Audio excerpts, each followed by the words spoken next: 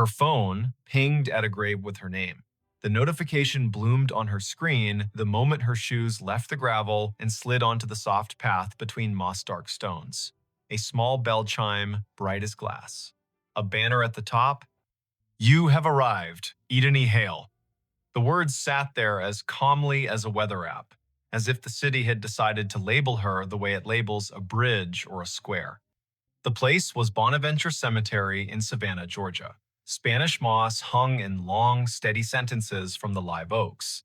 The river kept its secrets behind the bluff and breathed like a sleeping room. It was late afternoon on a Sunday in early November, the air cool enough to make her wish for sleeves and warm enough to forgive her for forgetting them. Before we begin, tell me, where are you listening from and what time is it there? Her name was Edeni Hale, 28. She worked in visitor services at a small maritime museum upriver, the kind of job that made her memorize the angles of ships and the dates when storms came ashore. She liked fonts and quiet, and the sound salt makes drying on stone. She was visiting Bonaventure because her friend Anson had flown in from Minneapolis for a long weekend, and the two of them liked places that let you feel your breath in your mouth. The year was 2021. Phones knew where you were within decent intimacy. Some headstones wore small plaques with codes that asked to be scanned and promised a story. They had parked on Bonaventure Road under an oak that had learned to be older than most houses. The sky was simple, a clean coin of light. The volunteer at the office had given them a paper map and a soft-voiced list of locations worth the walk if you wanted your day to hold. Look for the little angels facing east. Find the section where the camellias keep blooming against instruction. There's a family plot that feels like a room you shouldn't step into without knocking. No one mentioned a notification. Edeni stared at her phone.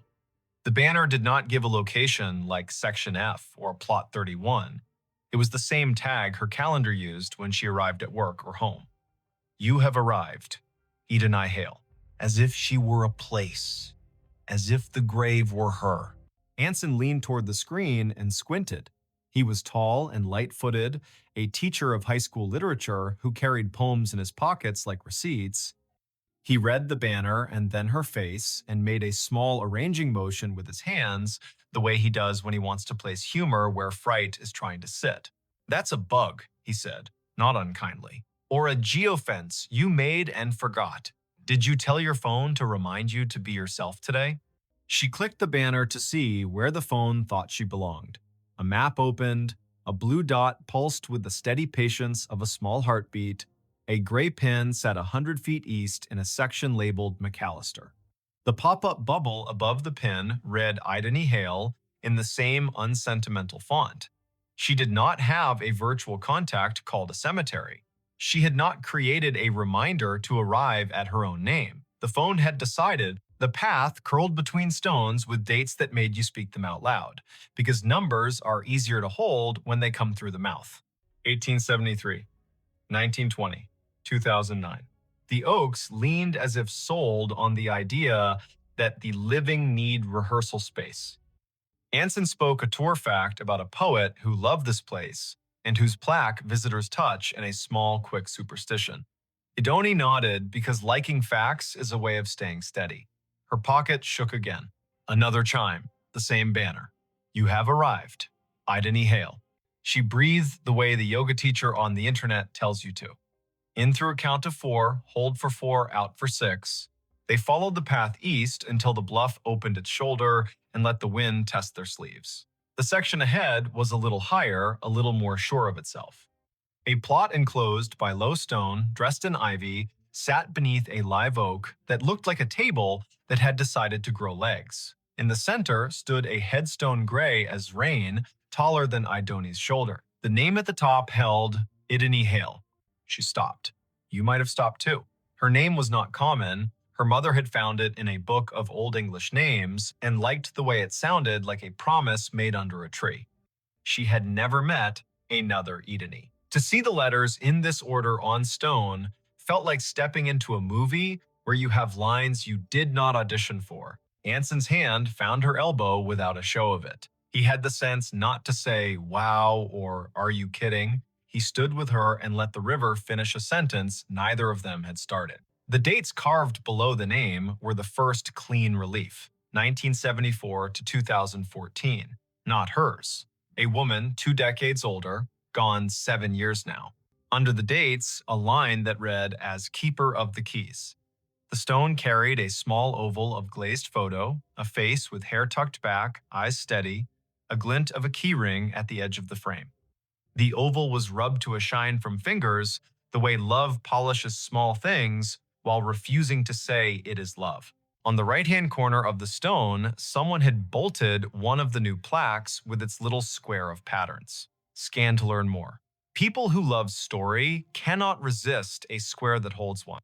Idani lifted her phone and let the camera see. A link opened without asking for anything.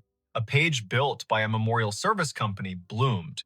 At the top, the name again. Below, a small biography. A life lived with habits, upright and kind. A childhood in Chatham County, a long run as cemetery sexton. The last line read in a voice that felt like a woman sitting on a step with a mug and a warning and a grin. If you need something, tell the ground. It will tell me. While she read, the phone hummed again.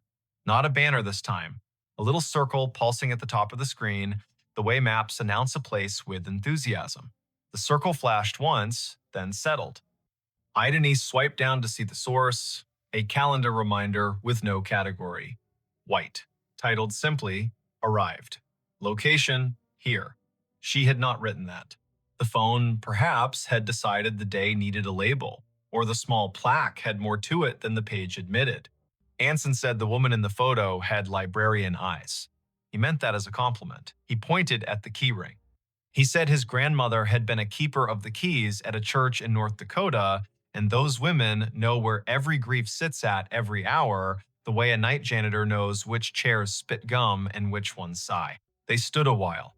People walked past in respectful silence, guided by a docent's voice that held just enough theater to keep 15 people from wandering into their own daydreams.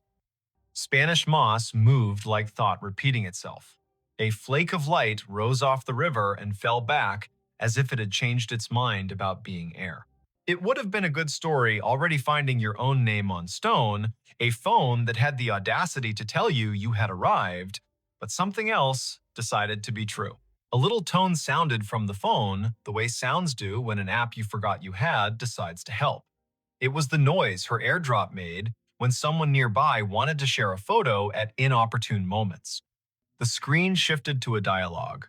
A file offered to send itself to her. The sender name was a string of letters and numbers that meant nothing. The file name read Keys. Anson leaned in and made his face calm. Decline, he said gently, because strangers in public places with quick hands make tricks, and both of them work in museums and have seen every version of the human habit of testing boundaries. She hovered. Decline would be wise. Accept would be a dare. She pressed accept because sometimes you let stories finish what they start. The file downloaded. It was not a photo, it was an audio file, a minute 42 in length. The waveform showed it wasn't silence. She tilted the phone toward her own ear instead of speaker, because you don't open a voice in a cemetery loud unless the voice has earned the right. Static first, then the sound of wind combing something thin, then a woman's voice, the age of a woman, who tells tools where they belong and expects cooperation. The voice said, dry as a towel and warm as a summer kitchen. If you are standing over me, child, and your name is mine, you can help me keep my promises. Put your phone on the stone and leave it be a minute. It will tell you where to stand next. Anson's eyebrows did a small jazz riff and then tried to behave. Okay, he said softly, a word that meant, I am here and I am not going to ruin this with cleverness. Idani set the phone on the flat top of the headstone the way the voice had instructed. The screen slid into its lock. Her reflection replaced her. The oval photo looked past her shoulder the way old photos always do. She counted in her head as a way to keep the childish fear of being tricked from standing up and knocking the ritual with its elbow. 50, 60, 78.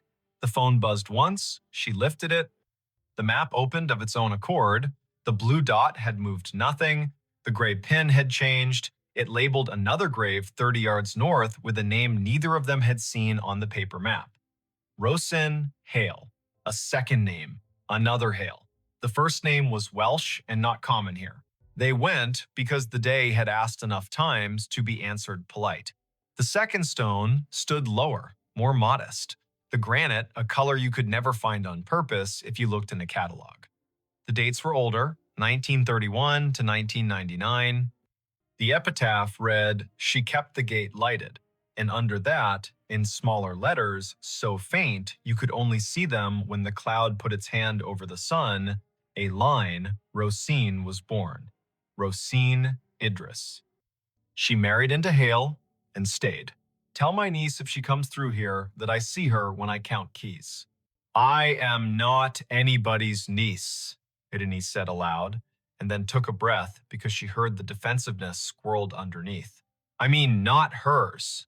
You might be more people's niece than you know, Anson said gently, a man who had grown up with uncles who weren't uncles and yet were more family than the kind that wears your face. They stood while the wind added a signature to the bottom of the page of the day. The river put its shoulder against the bank and leaned. The phone did not ping again for a while. A cardinal went from one branch to another with the purposeful speed of a person who knows where the parts are stored. A group of teenagers trailed an auntie through the lanes, popping gum in a respectful way, which is a regional miracle. Idani looked up Rosen on the cemetery's database because when your heart gets odd, facts make a braid to hold on to. The database was one of those volunteer-built websites that carry the tone of a potluck where everyone brings a dish so exact it shames you for choosing salad. Rosen's entry was thorough. Born Rhonda Valley, came across with parents as a child, settled in Chatham County, married one Mr. Hale, worked checklist after checklist for the electrical union office, sang alto in church with the patience of an anvil, survived by no children, preceded by older brothers, all gone. Niece mentioned in an obituary in 1999 with no name given.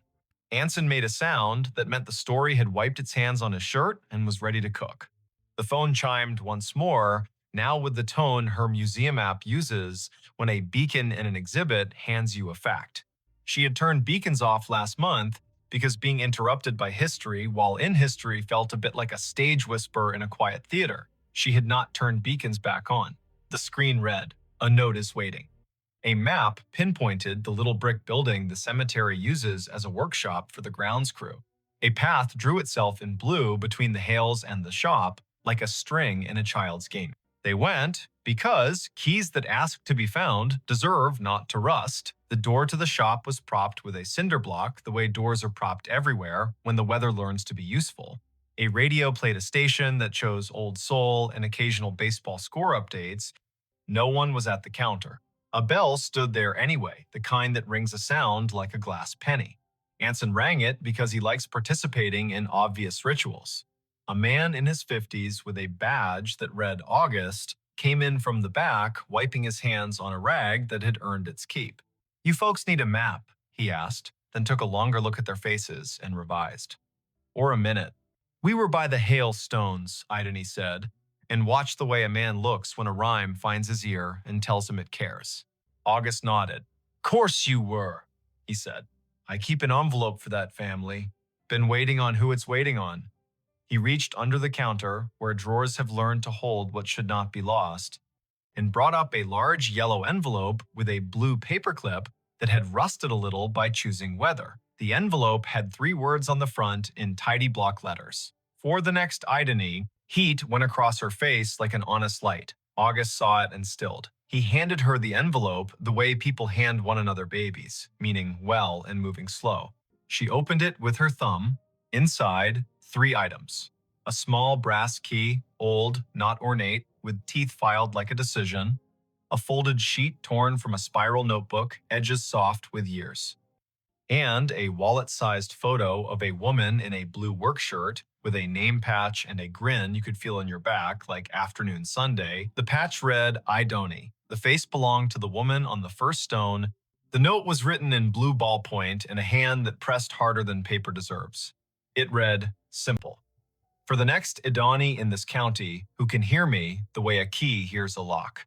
My niece is out there. She won't say yes to the word niece because words are stubborn. She'll need to open the box in the old mausoleum we keep for tools and favors. The key is for the small door on the left. Lift on the latch while you turn. The box has what belongs to her and me and her grandmother. If she is standing at my stone with a phone, she will know that I know. Don't bring a crowd. Bring one friend who reads instructions with his eyes. Leave the key when you are done. We can count without hands here. I'm not someone's niece, she said again, and heard how the sentence grew less certain with practice. Her mother's family tree began and ended in a different state. A line of women who told polite lies to spare one another the sharp edges and did their grief in broom closets. Her father had not survived long enough to name distant relations.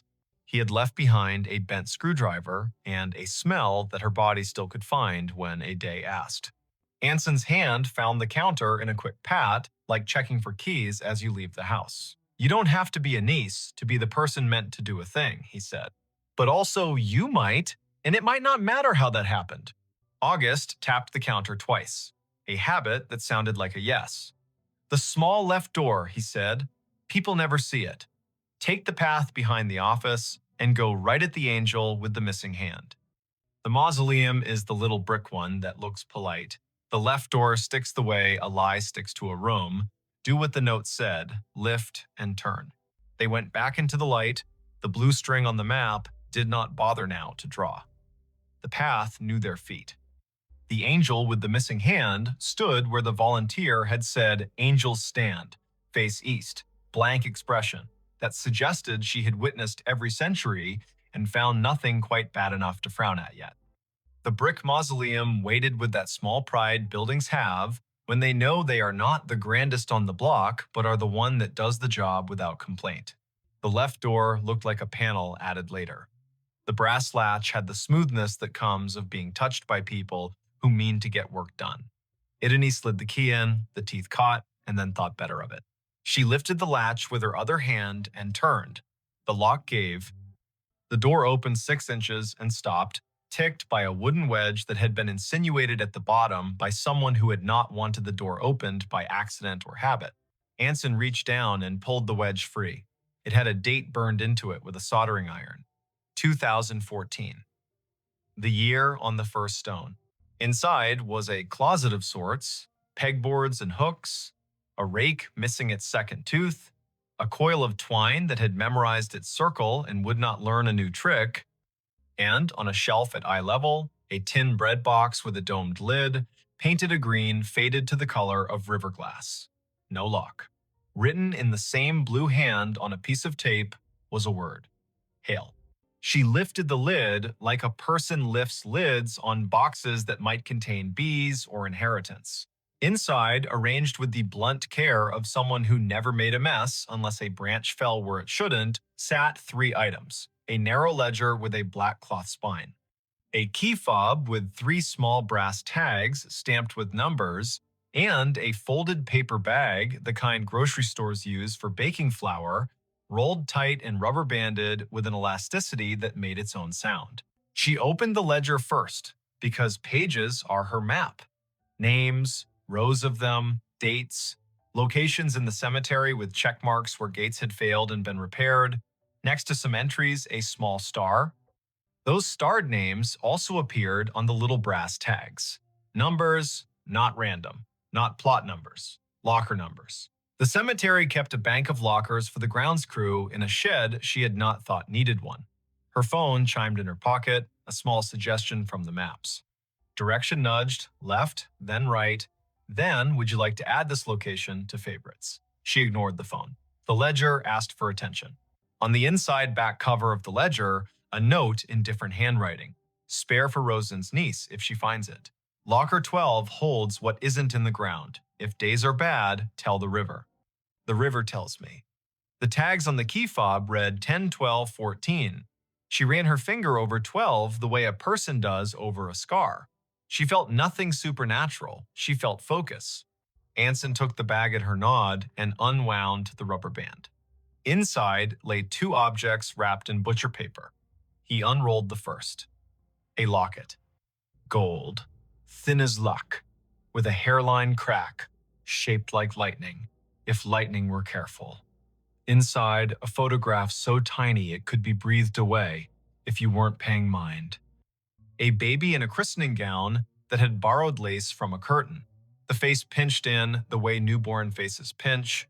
On the back, in pencil that had migrated into the paper like a crop planting itself, a name, Rosin Idris Hale. A line below it, for my niece to hold if she comes to hear me. He unrolled the second, a county map from 1968, creased, the paper's fiber gone feathery at the folds. A road circled in blue pencil, a margin note. That old step bridge out by the waterworks.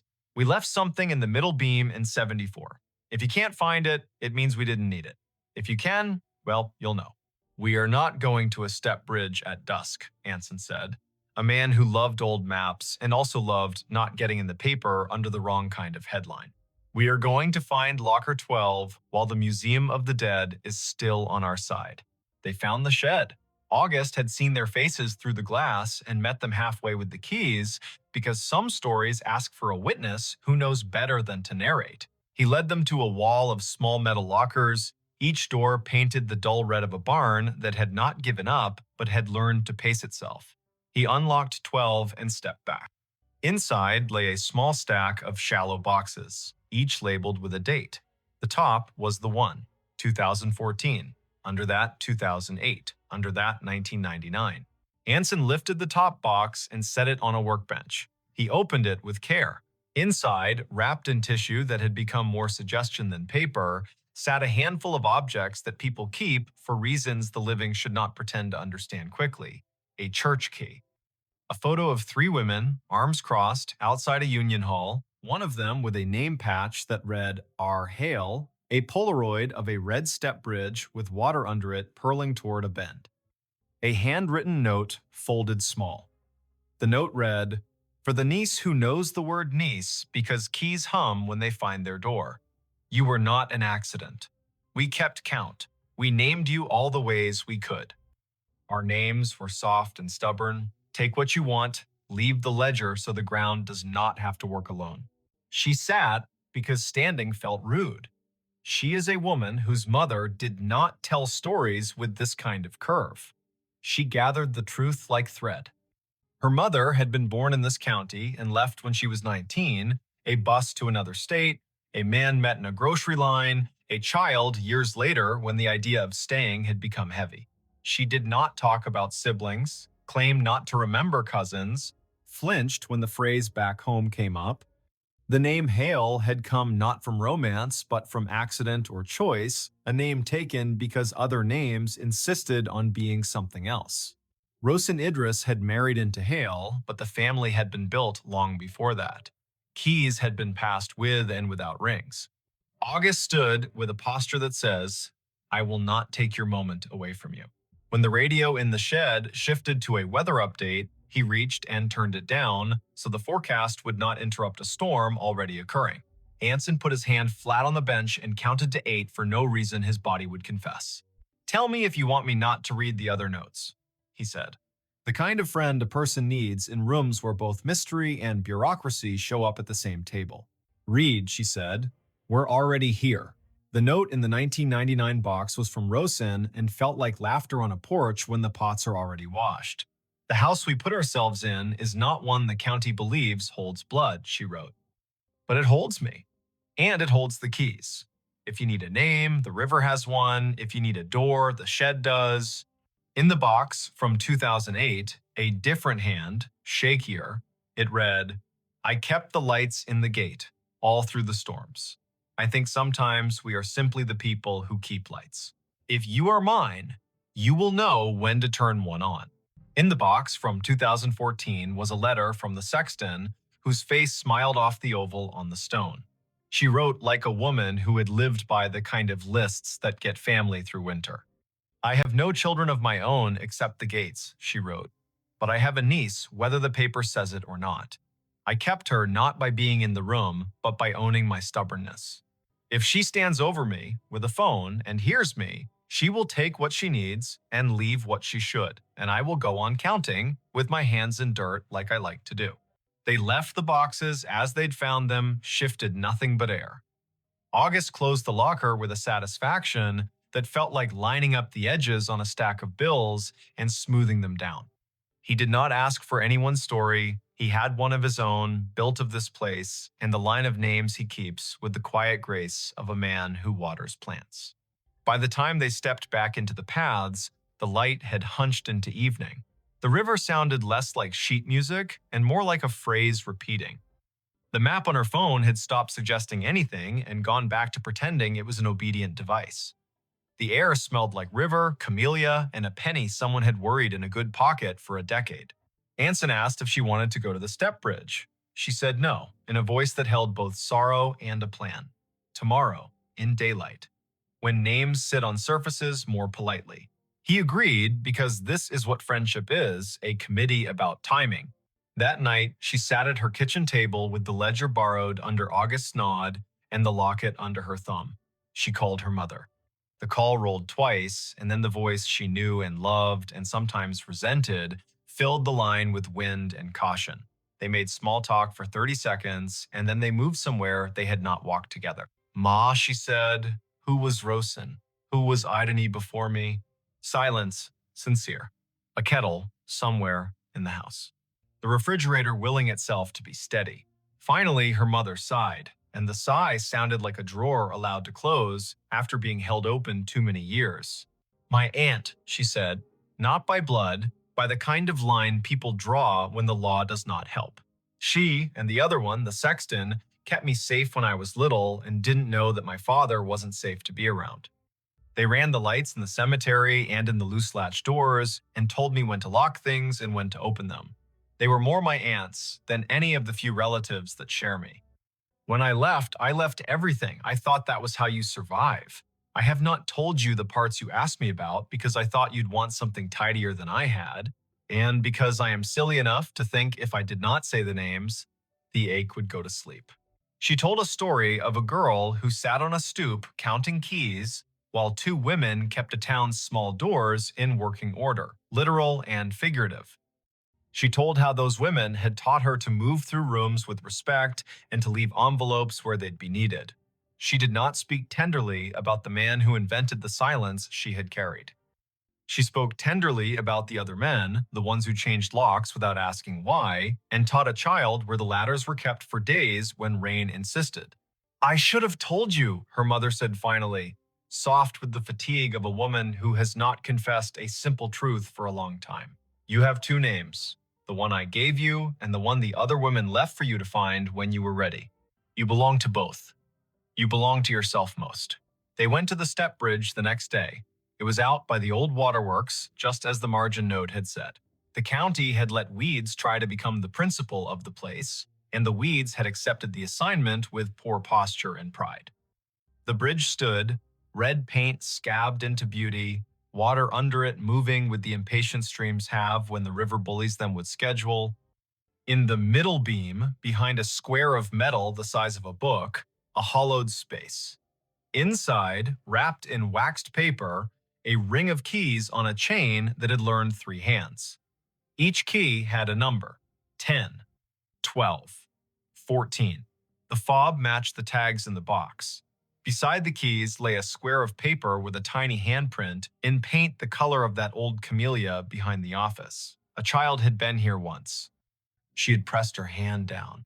Someone had saved it for a woman who would put her hand down later and understand they did not take the keys. She set her palm over the handprint. The sizes did not match. The feeling did. She closed the plate. She and Anson walked back to the car with the sun finding their shoulders and the hum of insects writing their own accurate dissertations on persistence. Back at the cemetery, she returned the ledger. August nodded like a man at the end of a good piece of work. She walked to the first stone and put 2 fingers on the glazed oval where the sexton's face had learned to look past tourists to the river. She did not speak. She let the ground and the river carry whatever needed moving. Her phone did not ping again there.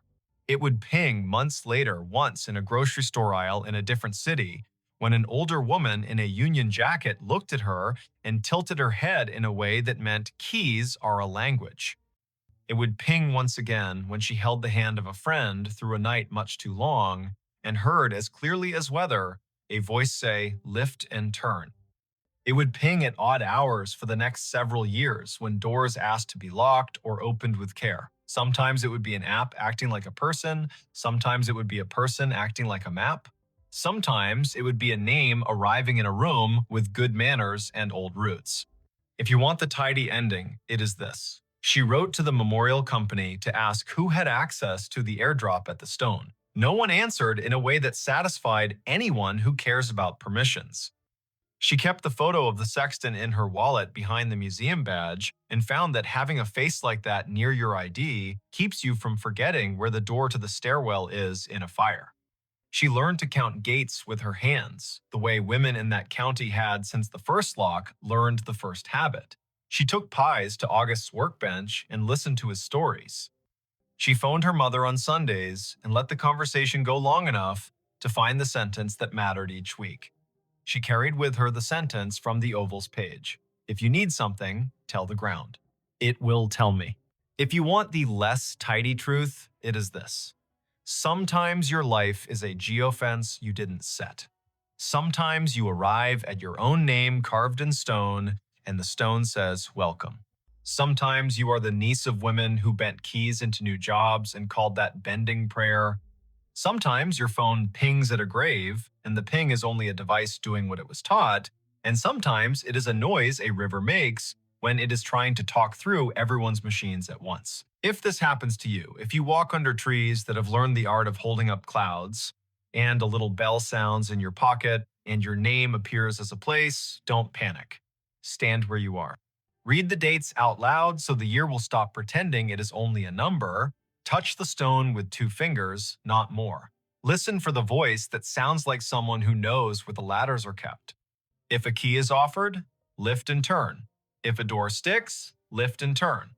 If a person asks for a niece, say the word niece like a new tool you know how to use.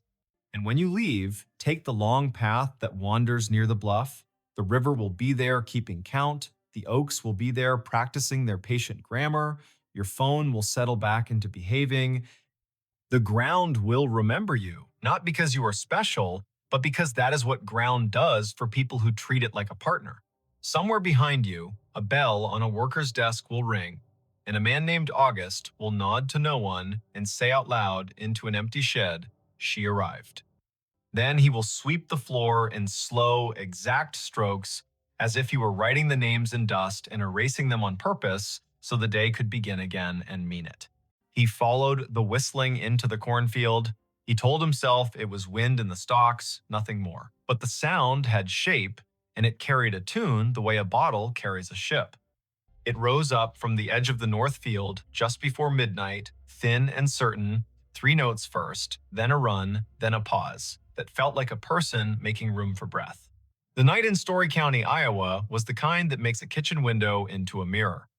He stood with one hand on the sill, the other around a chipped mug, and the whistling kept at it, unafraid to be heard. Before we begin, tell me where are you listening from and what time is it there? This was late September 2015. The day had been warm, sky rinsed clean after a brief storm, gravel roads drying into their usual rattle. The farm sat a mile and a half south of Nevada, east of the Skunk River, where it hooks like a lazy elbow. The corn had gone that heavy, dull gold that means the grain is ready and the husks are sick of holding on. In the house, the bedside clock down the hall said 11:52. On the porch, a moth bumped the bulb, reconsidered, bumped again. Merritt Dow listened and felt his scalp move, the way skin does when a memory gets up and looks at you. He had heard whistling most of his life, but not like this. His father had been a whistler when he repaired the sickle bar, when he checked the tension on the auger belts. His grandfather, too, walking the rows with a plug of tobacco and a tune older than the tractor. Merritt could place a tune by county if you gave him a night and a jar of iced tea. This one, though it didn't belong to any porch or station wagon, it had the small brightness of a fairground and the old soul of a hymn, mixed wrong on purpose and still somehow right. He set the mug down, pulled on his boots without bothering with the laces, and stepped into the porch light. The whistling came again, 3 notes that stepped down like someone walking off a train. He clicked off the switch. The yard went honest. The gravel drive was a gray river. The corn made its tinny rain sound whenever the breeze remembered its job. To the north, the trees along the fence line held their breath. Merritt had a habit of heading toward curiosity as if it were a calf out past the fence that needed fetching. He took the flashlight from the hook, the heavy kind with a rubber grip, and checked the batteries the way a person checks their pulse. He told himself this was neighbor trouble, or a kid from town testing bravery on a Friday dare. He told himself this was what the night does to grown men when sleep holds them by the elbow and then lets go. He told Dinah, the old collie, to stay. She licked once, turned in a tight circle on the porch rug, and stayed. He crossed the yard, past the big maple that had survived lightning by pretending it hadn't happened, and stepped onto the headland by the north field. The first row took him in like a store's door chime. The stalks were tall and dry, leaves bent into knives. The ground was soft from last week's rain and held his boot prints as if for reference. He waited for the whistling. It came from farther in now, or the rows had changed the way sound bends when it's forced to choose a path. He chose a path. He took row 18, the one that ran with the slight slope and the way water teaches roots to drink. His father had run the planter careful this spring, GPS straight when the signal behaved, by eye when it didn't. Row 18 should have held like a rail, the stalks pressed against his sleeves. The flashlight beam drew clean wood into the dark leaves, bleaching white, silk like old hair, dirt a puzzle of last year's husks, and this year's pennies of mud. The whistling stopped. He stood still. His breath sounded like someone else's in the mask of leaves. He tasted dust. He listened until listening felt like a rope he had to keep from dropping. Farther north, down toward the low spot by the drainage tile, it started again, only louder, as if the person had turned their head and decided the audience was worth the effort. Merritt moved. 3 rows over, the tram line cut across, a packed strip where the sprayer had gone in June. He took it. The corn arched overhead, leaves flicking his ears.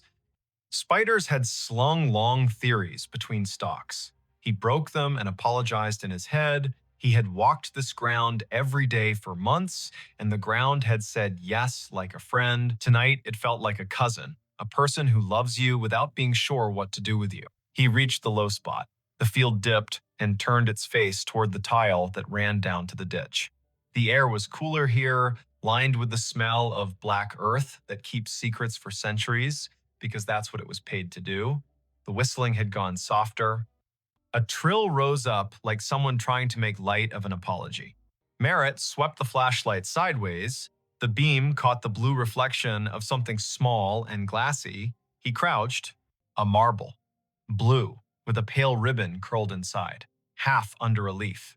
He touched it with one finger and felt the way glass feels when it learned patience waiting inside a pocket for its chance. He stood, and the beam hit another, green this time, lodged at the foot of a stalk. He put them both in his shirt pocket without thinking which pocket meant past and which meant present. "Hello," he said. The field appreciated the effort, if the small answering hush meant anything. He wasn't the kind of man who called out names into a place that did not have names to call back. He was the kind of man who waited and then took one more step, the way you do with cattle that have decided the gate is optional. He took one more step. The ground had a memory. His boots sank an inch, then 2. He pulled up. The mud let go with a sound like a low laugh. The beam found a scuff in the soil that wasn't his. It had rained the day before, a polite rain that brightened the world and left. Tracks should be fresh. This mark had a sharpness to it he didn't like. He aimed the light again. The scuff came to a point. Not deer, not raccoon. A toe of a boot slid sideways and corrected because the body above that boot had decided to remain upright. The field held that story and did not mind telling it. The whistling kept on. It moved east.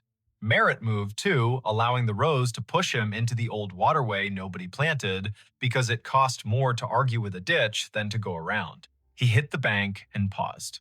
The sound was close enough now to feel the mouth that made it. The slight wet at the end of notes, the breath through teeth. Above the ditch, on the fence line, A scarecrow leaned into the moon like he had been invited. Merritt had dressed him in a flannel shirt in July to keep the birds from laughing outright. Now the shirt's checks looked like an argument. The hat had blown off sometime in August. The steak had a twist in it the way wood does when it was alive and insists on a personality after. The scarecrow whistled. Merritt's body did not move in the way of cartoon men. He did not jump. He did not fling the light so hard the beam went to the stars. He stood, the way a person stands when what he sees insists on being nothing but what it is. He put the light on the scarecrow's painted mouth. The paint was flaked, the smile wrong on purpose. His father's old gloves were nailed to the crosspiece, fingers bent into permanent work. The straw at the neck had learned the shape of wind and refused to unlearn it. The tune came again from behind the scarecrow, clipped by fence wire and field. He played the beam along the fence. This line had been his grandfather's. His father had repaired it across 3 winters, one staple at a time, using a hammer that had bent 100 nails and 100 more. Tonight, a single strand lay loose between posts, a neat cut at shin height made by someone who liked clean work. Beyond the fence, the other place. Neighbors in the country are closer than people in town and farther away. The acreage to the east had belonged to the Kesslers once, then to the bank, then to a man who installed irrigation pivots with a speed that made the county whisper. Then it's Saturday. The pivot circle kept a gargoyle symmetry in the daylight and turned to bones at night. The whistling came from inside that circle, not far, an invitation or a dare. Merritt climbed the fence by habit and dropped into the tall, ragged grass beyond. His flashlight skipped over metal. The pivot tower rose where the corn had been cut early for silage. A ladder led up to a catwalk that had not been used since a summer of drought and cheap diesel.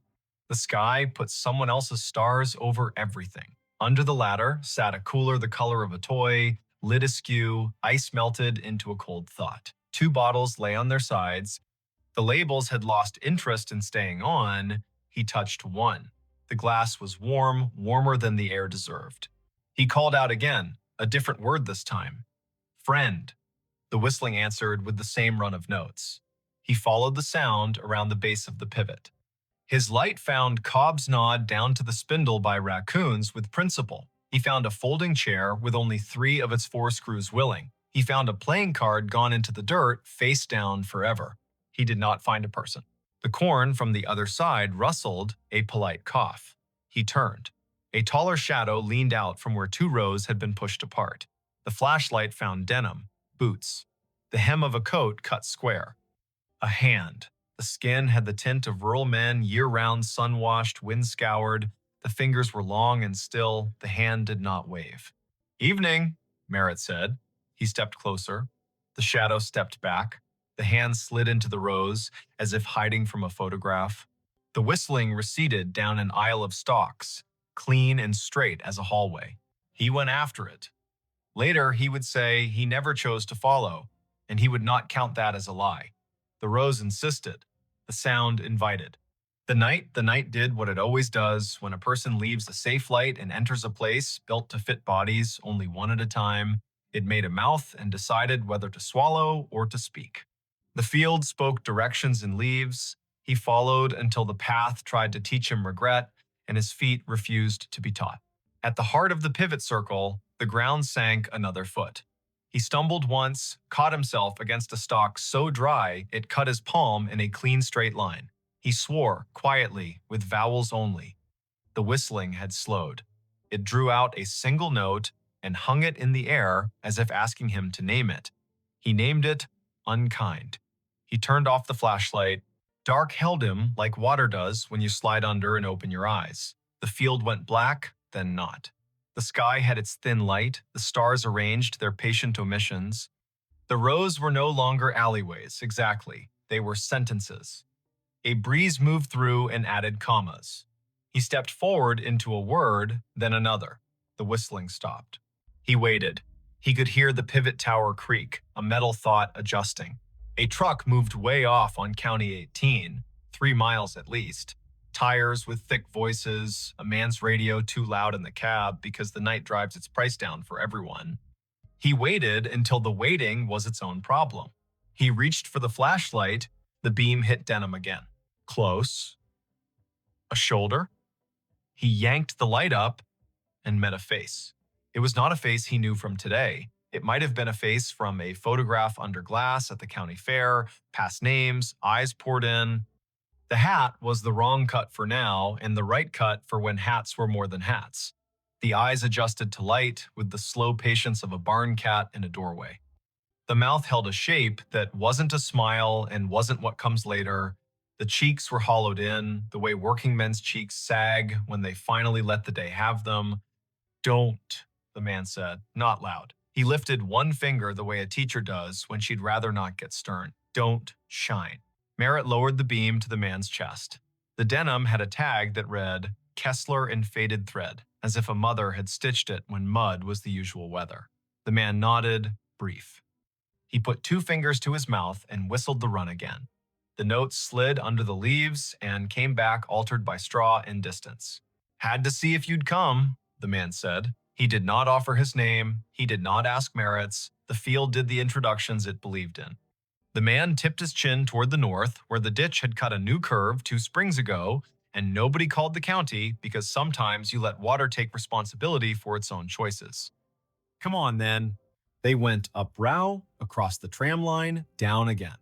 Merritt kept the light aimed at boots and dirt the way you aim swear words when children are sleeping in the next room. The man's hands brushed the tassels as he went, leaving no sound. The field learned him and forgot Merritt in the same breath. They crossed into the neighbor's back 40, and the soil changed, darker and more confident. The rows had more to say here. The whistling would come and go like a small animal, checking the air and disliking it. The man stopped at a patch where the stalks had been storm-bent and then righted themselves out of pride. He crouched, hand out, palm down, on top of a flat stone that had no business on this ground. The stone was square. It held an iron ring in one corner. He tapped it. The sound returned like a jar lid. Used to be a storm door, he said. For the root cellar. They built the house up there. He flicked his eyes toward where the stars thinned and the silhouette of a ruined chimney picked its teeth on the horizon. Tornado took it in '54, you know that. Merritt nodded. He had heard the story. The county leaned on that year. It changed the way people believe in roofs. 3 days after, the man said, setting his palm to the stone like a pledge, my brother thought he heard whistling here. We believed him because he was the kind of boy who told the truth, even when it meant he had to walk back and fix something. He followed it. Everybody followed it. Men with boots and women with cakes and ropes and tubs and a feeling of the back of their necks being breathed on. We pulled the stone up. We brought lanterns. It goes under like a snake down there. The cellar does. We didn't find anyone. No boy, no breath, just apples rolling because that's what they do when people die. Things keep their job anyway. We closed it back up. Weather put a shoulder on it. And now, he stopped. The whistling came, this time from under their feet. It rose up through the stone like a trick, thin and mean and a little proud, a tune that went square, then wandered off the edge. The iron ring shook against its socket with a burr. Merritt felt the hair along his forearms ask for a vote. Now, the man said, it calls people here when it's time. He put his hand on the ring. I'm tired of it calling people here who are not me. He lifted. It did not rise much. The hinge had rusted itself into religion. The man looked at Merritt, not pleading, exactly, not persuading. He looked like a person offering you the end of a sentence the world has been running too long. Merritt set the flashlight down on its base and got his fingers under the corner. The stone was heavy-hearted, more weight than mass, the kind of weight that comes from being asked to hold back a story. They lifted together. It rose an inch, then 2. It settled on a ridge of broken brick. The smell answered before the dark did. Apples, old and bitter, work that had gone on without supervision. Cold earth that had kept promises by crushing them. A draft moved across Merritt's knuckles. It took his body down a list to be sure each part remembered what stand means. The whistling ran up inside the gap and out. It had volume now. It wished it had a throat. It would have stopped if someone had blessed the night right then and said, go on to sleep. No one blessed the night. Merritt and the man held the stone a second longer, then eased it down onto a stick propped like a tired knee. The gap held. The dark inside threw itself at their eyes and bounced back, patient. They did not aim the flashlight in, the man would not have it, and Merritt knew enough to trust someone who belonged to a place this much. They listened instead. The whistling ran its tune twice, then twice again, and each time the final note sagged, as if asking someone to let it lie. "Why me?" Merritt asked. He wasn't offended by the question. He wanted a reason that could wear a hat. "You were the one who heard it honest," the man said. "You stayed at the edge of your field as long as you could and still came. Some men run because they want a story to tell about themselves. You came because you wanted to know who to go fetch." Merritt shoved down the part of himself that softened at that. He bent, slid his hand into the gap until his fingertips touched the dirt at the lip. It was cool, the way a basement never loses January. He searched by hand, careful for glass, nothing but pebbles and the slow grind of last century's lessons. The whistling faltered. It shortened itself and became 3 notes, those 3 notes he had heard at the kitchen window, the 3 his father had bent into the radio between ballgame innings, the 3 his grandfather had used to call a dog that never needed calling. He withdrew his hand and stood. The man had his head down, listening as if his bones were the receiving equipment. He began to hum, not the tune, but a harmony low and uninsistent. The whistling slowed. The cellar air came up wetter than before, fouled for a second by something like breath and then clean. The whistling stopped. They waited a full minute, then another. Merritt counted, slow as if a child in a tent had asked him to promise monsters were on vacation. The ground under the stone was a fact again. The man let his harmony stop, the notes settling like a bird on a line, and then choosing not to stay. He knelt and pulled the stick, and the stone met its ledge with a sound like a chest closing. "Sometimes," the man said into the calm, "it wanted an argument. Sometimes it wanted somebody from back then to say his name and make a promise. It wanted a mother crying on the dirt. It wanted men with rope because rope makes everyone feel helpful. Not tonight. Tonight you came and you didn't carry any of that. You just listened harder than the field wants you to. That's enough." They stood together in the rows until the night got bored with them and went to do what the night does in other places. The pivot sighed and remembered it had bearings, not opinions. The ditch water moved on its way, not fast, not slow, never wrong. A coyote put a sentence into the air and another answered, and both sentences agreed to end where they did. The man tipped the brim of a hat he wasn't wearing and turned back into the corn. His boots made no more sound than a thought that knows its limit. Merritt found his way to his own side of the fence. The cut strand had not healed. Fences need hands. He climbed and dropped into dirt he had paid for with 3.5 decades of rain and frugal Sundays.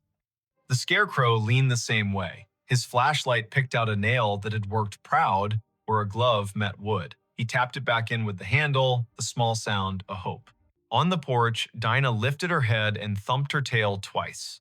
He sat on the steps and watched the sky unspool its last thin silk. The clock over the stove in the kitchen read 1:42. A local freight passed through town without asking anyone's opinion. The night had its usual old chair smell. Merritt took the marbles from his pocket and rolled them in his palm.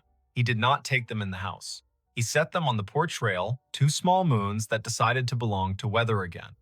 He slept in the chair by the door with the light over the sink left on because he was still old enough to do what his father had done and still young enough to want a reason for it.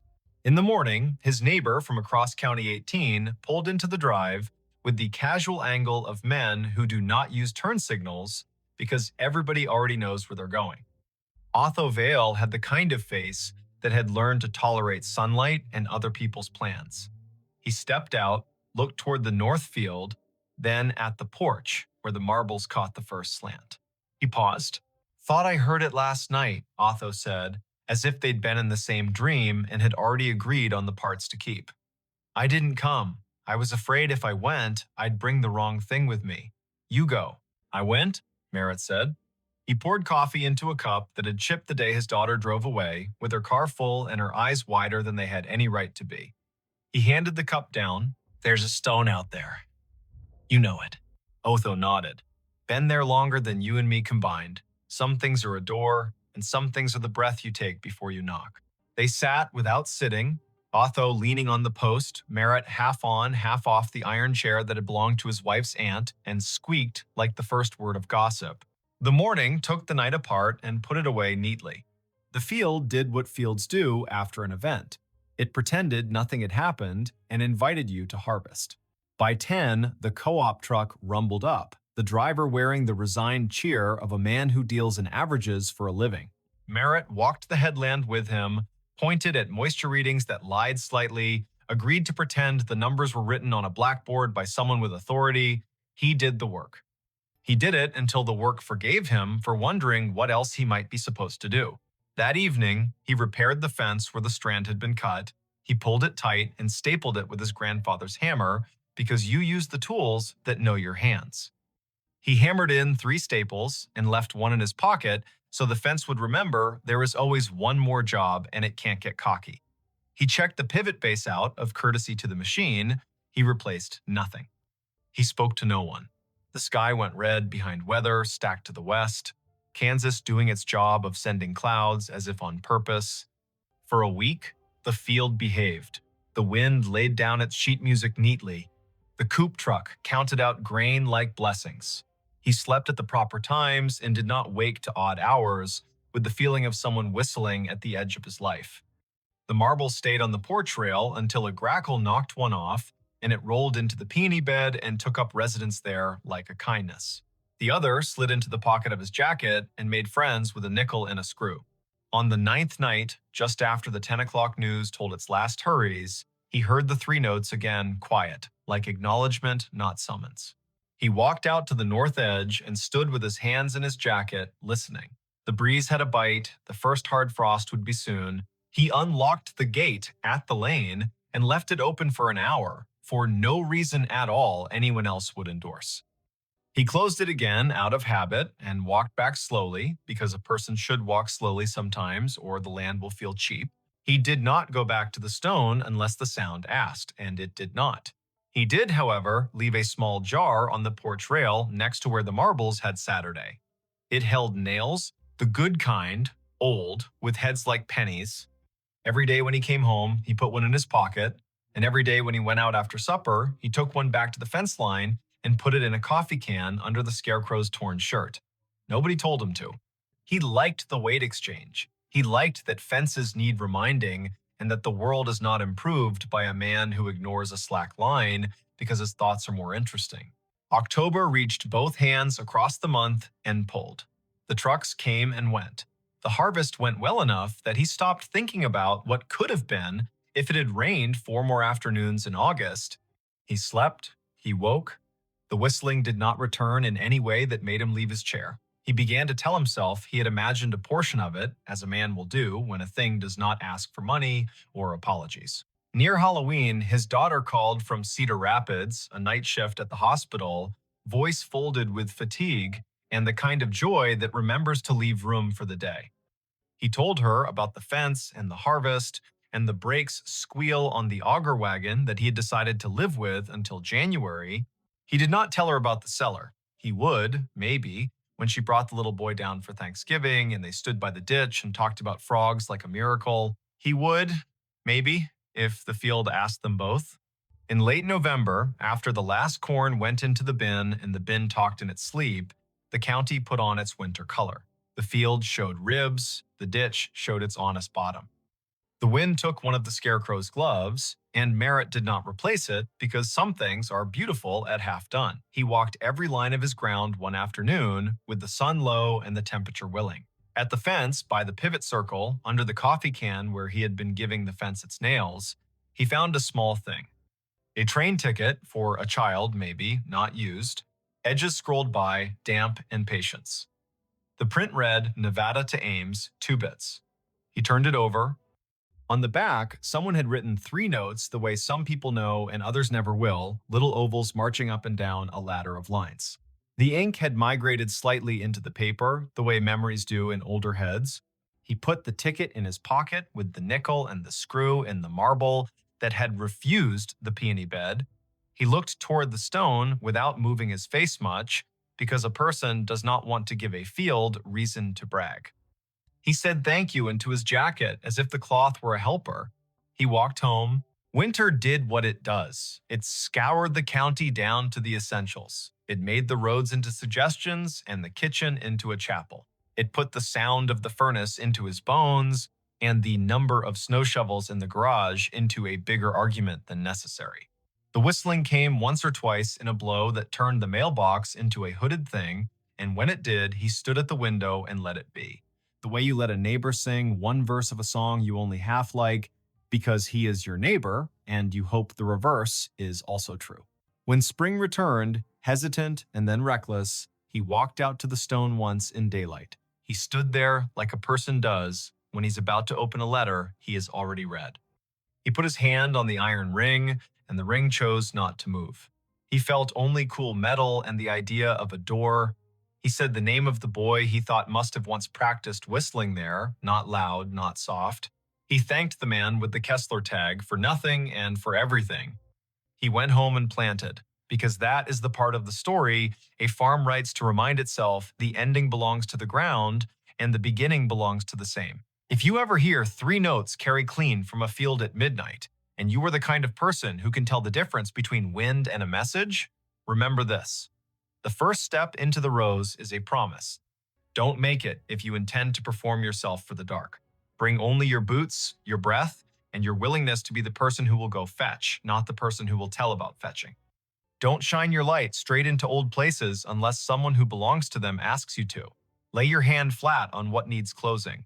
When a tune that has wandered too long finds its last note, let it.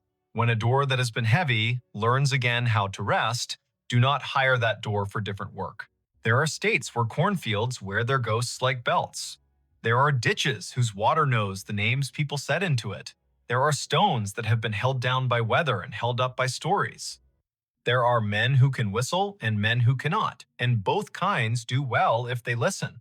And sometimes, in a county that owes as much to wind as to family, a man with a flashlight and an old dog asleep on the porch will follow a tune into the rose and come back, having left something that doesn't need his hands anymore. When he sits down again, the chair will squeak in the key the field prefers. The kitchen clock will softly argue with the refrigerator about seconds. The night will soften him on its slow wheel. The next day, someone will wave on County 18 without lifting a hand, and the answer will come back exactly right.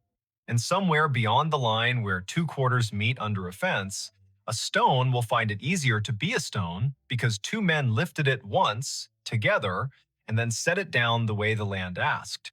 The babysitter heard a voice, "Don't answer the door."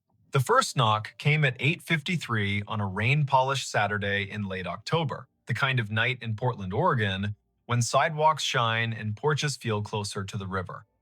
The house on Birch Hollow Court sat half a block from a small park that still carried the day's damp laughter. Inside, the dishwasher murmured, and a kettle tried to be brave.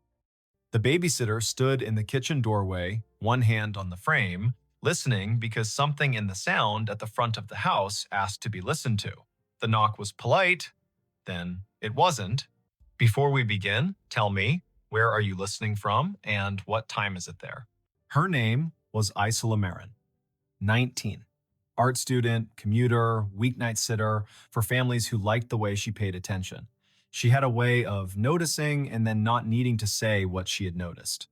2 children slept upstairs in rooms that smelled like clean cotton and a little of crayons. Oren, 5, a collector of sticks, and Juniper, 3, a thumbsucker who dreamed with her hands still resting on the bed rail as if the world might roll. Their parents, Elowin and Cormac Pike, had left at 7:15 for a long-promised dinner with friends on the east side. The year was 2016, when doorbells had learned to film you and phones hummed even when you wished them quiet. Isola had arrived early because she liked the first hour best when the house met you and you met it. The Pike's place had bones from the 1930s and confidence from a do-it-yourself remodel. A deep porch with a swing, pine floors that told the truth when the humidity rose, a narrow staircase that gave out a soft warning at the 3rd tread. The front door had a knob smooth with history and a deadbolt that made a good, finished sound. Someone had left a bowl of apples on the kitchen island and a note in Elowin's looping hand, "Help yourself to anything except the chocolate chips." The note had a smile drawn like a quick breeze. There was also a line at the bottom that felt like it had been added while standing up. If someone knocks and we're not back yet, don't answer. That line had made Isola breathe out through her nose, amused. Then the weather settled in, and the streetlight outside made the rain look like it had purpose, and she read the line again without amusement and put it into the pocket in her mind where she kept instructions that were probably not overcautious. The first knock came, then the doorbell. The chime had been replaced during the remodel and sounded like an idea of a doorbell rather than a doorbell itself. 3 notes, the middle one shy. Isola glanced at the hallway. The front camera should have sent her phone a picture, but her phone sat face down on the counter as an experiment in being a better person. She lifted it. No alert. No snapshot of a porch visitor wet with evening. She opened the app anyway. The screen showed a frozen image from 2 hours ago when the delivery driver in a yellow slicker had left a cardboard box and made a joke to the camera about swimming away. She touched the screen to wake it. It refused. The second knock came, not loud, but certain. She heard a hush behind the sound, no traffic for that moment, no neighbor's laugh, the rain taking a breath. "Coming!" she called, and heard the word bounce off the door and regret its volume. She crossed the living room, passing the lamp with the heavy base and the stack of picture books Elwyn had left, lined up for bedtime like a plan that had already succeeded. She stopped 3 steps from the door, where you can still see the whole threshold and also the 3 framed photos on the wall to the right. Pike family on the Oregon coast, Pike family at a pumpkin patch, Pike family on a couch in this very room, elbows touching. The peephole showed dark. Not the dark of a coat, too close. The dark of rain pressuring the lens. She tilted her head to the side window, the one with the glass etched in a pattern of leaves. A shape stood on the porch, too close to see contours. Tall enough to be adult. Still, she thought of families who send a neighbor to drop off a sweater, of packages misdelivered, of jokes. She reached up, fingers on the deadbolt, and then the voice came from the stairwell behind her, even and close, a whisper and not a whisper, a way of speaking that used the room more than it used the air. "Don't answer the door." Isola stopped moving. The words had come from the landing, or the old heating vent in the hall, or the part of a house where stair and wall meet and decide to be patient. She turned her head, slow, like a deer deciding whether the sound belongs to a creek or to a person who has forgotten how feet work. No one stood there. Only the line of light from the kitchen, a run of framed children's drawings on the stair wall, and the slight turn of the banister at the top where a hand likes to pause. "Hello," she said, not loud, not questioning, simply acknowledging the world's habit of speaking up when you have one hand on a lock. Down the hall, the nightlight in Oren's room painted a small boat shape on the floor. She took her hand off the deadbolt. On the porch, the shape shifted its weight. The doorbell chimed again, 3 notes, the middle one shy. Isola's phone remained stubbornly uninterested. She felt her scalp fizz, as if the body were sprinkling sugar there. She stepped back 1 foot, then another, until the space between her and the door felt like a sentence with the right number of commas. She set the phone on the entry table and kept her eyes on the door. The shape did not knock again. "Can I help you?" she called, calm. "The owners aren't home." The shape made no answer. The rain decided to be louder for a few seconds, then took its apology and softened. A car passed at the end of the block, and its tires whispered on wet asphalt, then left them again. The shape did not say, "Leave this," or "I'm lost," or "Wrong address." It did not step down the stairs or shift toward the window to try a too close look. It stood. The voice from the stairs came again, almost the same, the almost important. "Don't answer ISO." No one called her ISO except 2 people who were not in this house. Not even Elwyn, who preferred full names like a teacher who still missed a chalkboard. The nickname arrived and held. The quiet around it learned how to be heavier. Isola is not the kind of person who does brave for style. She does careful as choreography. She picked up the heavy flashlight from the umbrella stand and felt the weight in her fingers like a vote. She walked backward into the living room, never turning her back to the door until the couch was behind her knees. Then Saturday. She set the flashlight on its end on the coffee table, ready to throw its beam like a purposeful animal. She tapped the phone awake. Now, the camera app sent an alert, but when she opened it, the image from the porch was empty but for rain. A rain curtain, the edge of the porch railing. No shape, no wet footprints on the mat when she zoomed, though that could be the grain of the old wood lying. The house held itself very still. Oren coughed once upstairs and rolled to a new dream. The dishwasher hit its dry cycle and made a small whir, as if about to tell a joke. Isola stood. She walked to the staircase and put her hand on the newel post because sometimes wood is better than a person's breath. She stepped up the first 3 treads, the third giving its soft warning, and peered down the hall. Juniper's door was open, just enough for night to move through. Oren's was open a little wider because he had insisted, recently, that he could hear better if the door learned to be brave, and no one had argued with the logic. "Thank you," she said to the landing. She felt ridiculous. She felt correct. The phone hummed. A text from Cormac, running late, dessert took forever. "You good?" She typed, "Yes." All quiet. Then after a second, a person knocked. Didn't answer. "All good." He bubbled back a thumbs up and a "let me know if weird." She did not type the lines she could not yet shape. She put the phone in her back pocket and went to the kitchen kettle. Tea might give the house another language to speak in. At 9:11, the sound came again. Not the knock. The dry slide of weight on porch boards, then a new voice, not in the room and not in the rain, a man's voice on the other side of the door, pitched to be reassuring and succeeding halfway. "Hey there," it called. "Sorry to bug you. My car slid a bit. I'm fine, just could I borrow a phone charger? Mine died." Isola stood very still on the tile by the stove. Charged phones. The sentence wore a coat of sense. It also wore the same coat a story uses when it wants to be invited inside. She felt the stair voice rest itself like a hand just between her shoulders. "Don't answer. I can call a tow from here," she said. "If you tell me your name and plate, I'll call it in." A beat. The rain breathed. A neighbor's porch light clicked on 2 doors down, as if someone there had a similar feeling that night, should know it was being watched. "Sure," the voice said, cheerful, hurried. "Yeah, okay, appreciate it. I'm Kai. Plate is Washington, ZNJ." He trailed. The sound changed as if he had turned his head, as if reading something off a thing that had decided not to help him. "Hold up. Hard to see in the rain." "Okay," Isola said. She took a pen from the junk drawer. She did not step toward the door. The voice did not finish. The porch boards did the shift sound again, the one a body makes when deciding to step down, then silence, which is a choice. She waited a full minute and then padded back to the front hall, one foot making no more sound than the idea of a foot. Through the etched glass, she could see only the suggestion of a person-shaped absence where rain fell differently. The porch swing moved a breath back and forth, though she had not seen it move before tonight. She put her ear near the wood and did that thing you do against doors you don't mean to open. She listened to the hinge. She heard air. She did not hear breathing. She backed away because she did not owe the door any of the parts of her face. At 9:27, the voice from the stairs came a third time, and now it had a softness that made her throat ache.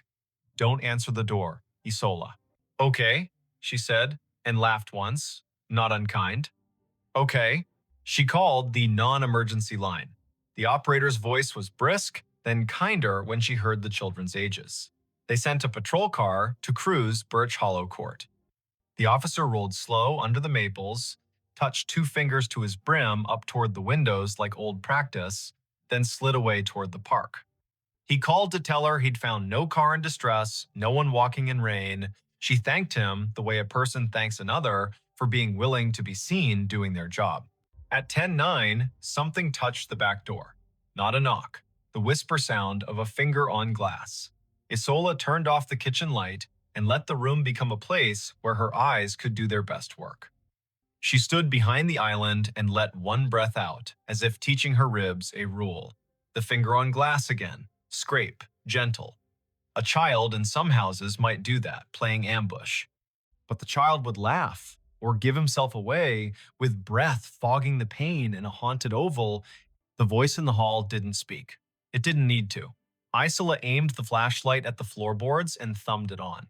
The beam carved a clean white lane across the tile and into the mudroom, up onto the window, where a skin of condensation wavered on the glass like a thought.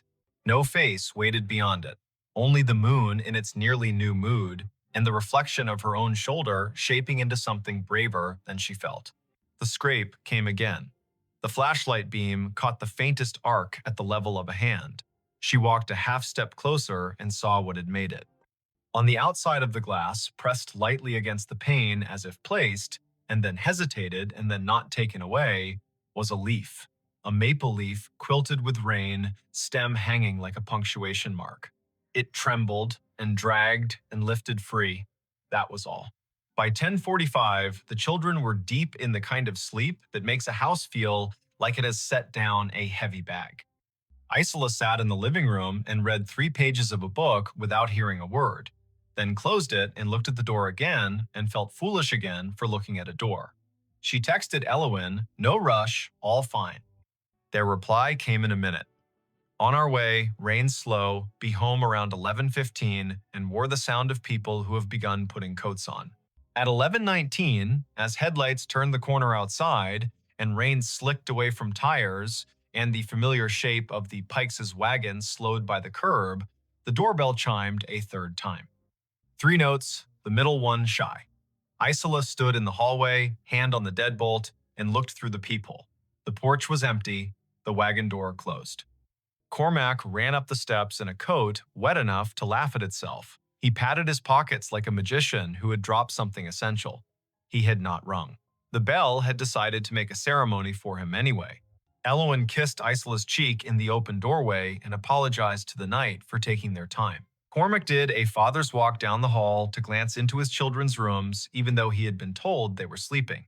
Isola told them the short version. A knock, a voice asking for a charger, a patrol car that had been kind. The line on their note she had obeyed in a way that made the marrow in her wrist feel hot. Elowen's mouth went still. Not hard, still.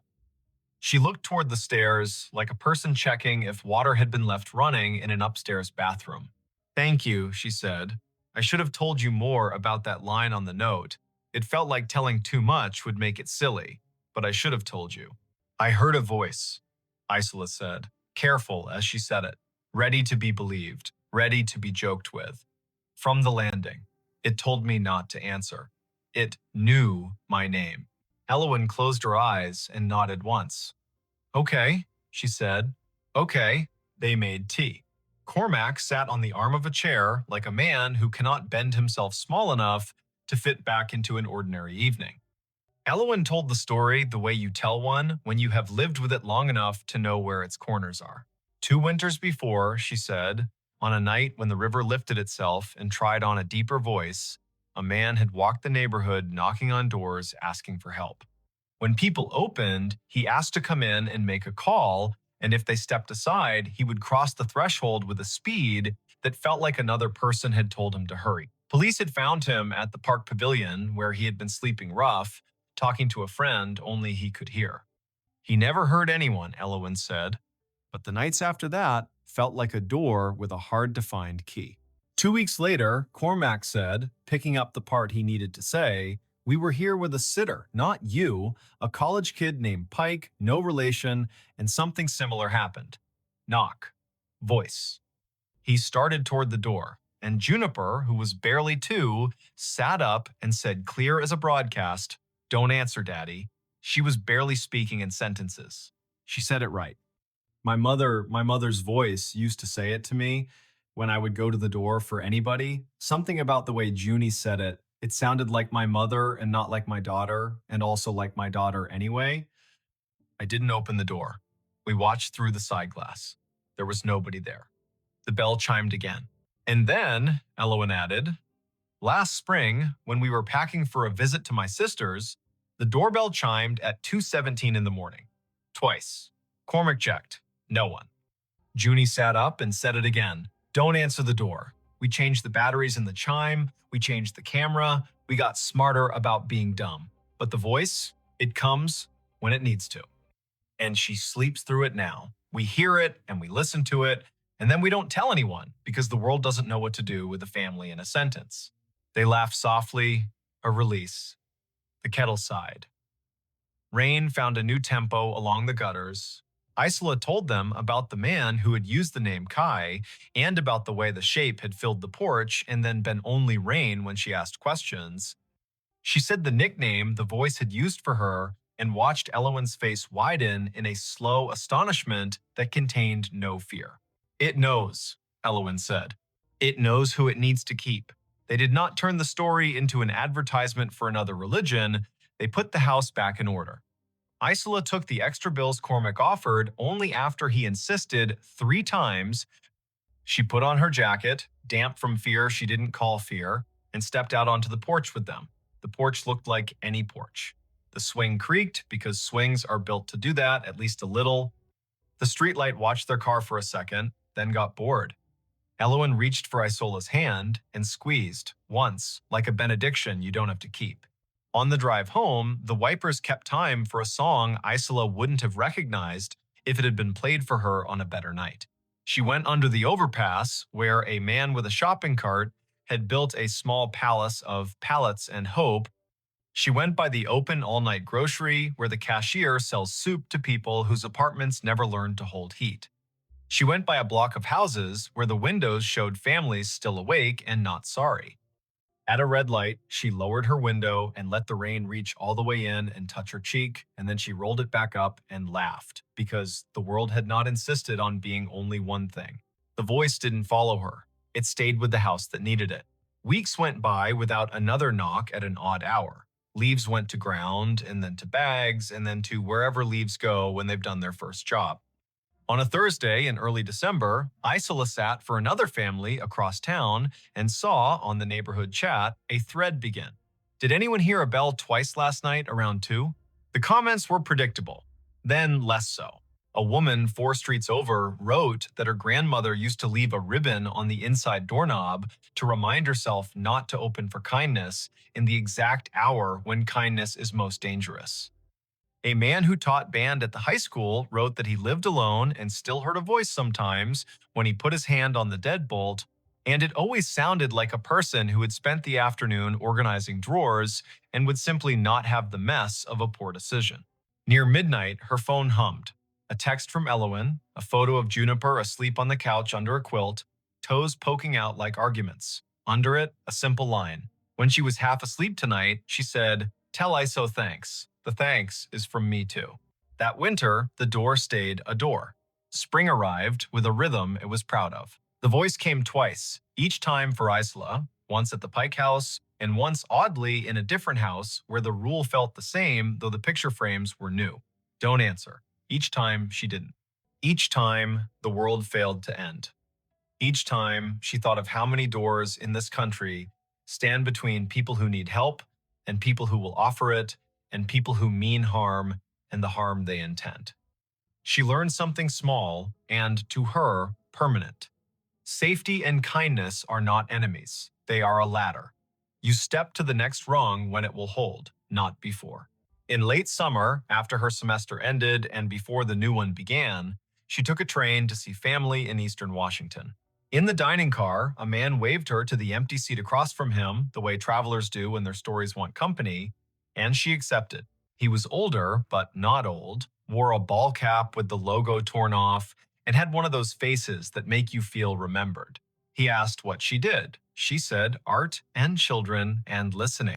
He nodded as if that were a single profession.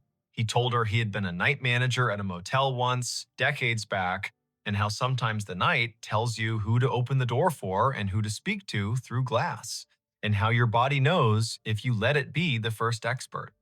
He said his mother's voice still visited clear, not spooky, not the kind of thing you put in a movie, and told him the one sentence that she had left him as a tool: don't answer the door, not because you aren't good, because you are.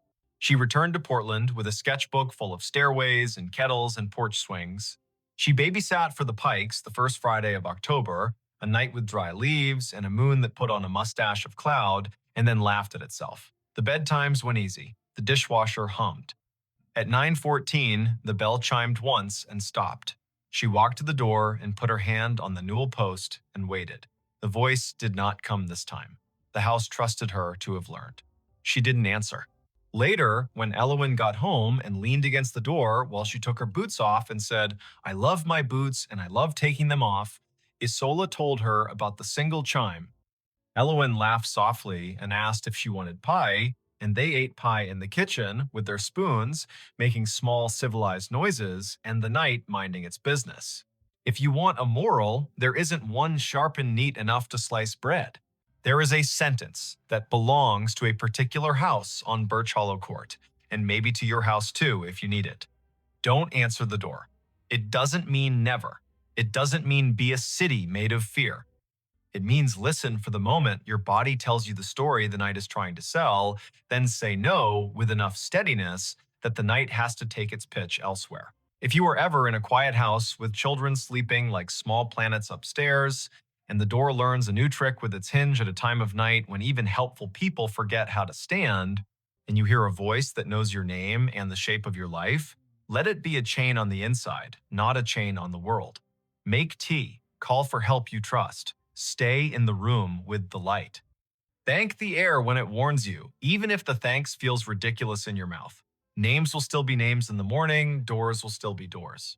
And you will have kept the lesson the old houses know. Sometimes the kindest act is to hold still while the night tries your latch and finds it true.